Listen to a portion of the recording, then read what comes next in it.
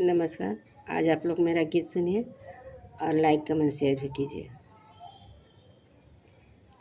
अरे कैसन बढ़ैया तोहरो बाटे हो, कवन बाबा चिकना ना छिले बास।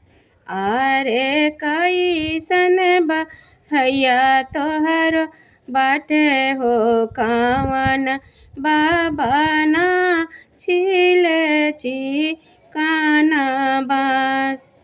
अरे मारो पूज चलली बेटी हो, सुंदर बेटी केसिया गईल अझुराय। अरे केसिया छोड़ा वत पड़ल बाबा के नजरिया, नैना झरा झरिलोर।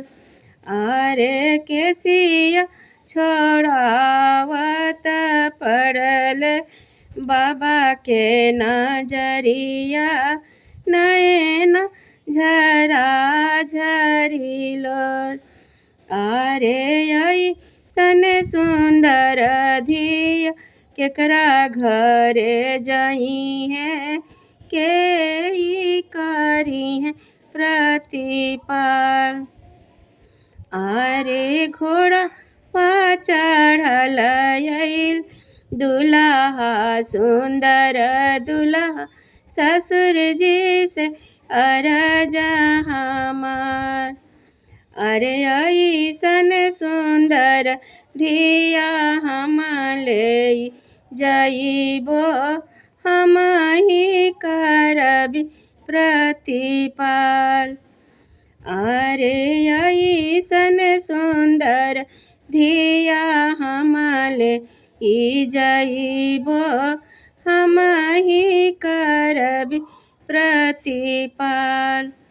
खोआ खियाइबो ससुर दूधवा पियाइबो, चेरिया ही बेनिया डोलाय।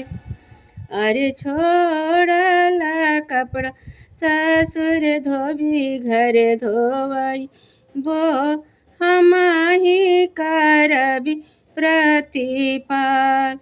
अरे हम ही करबी प्रतिपाल।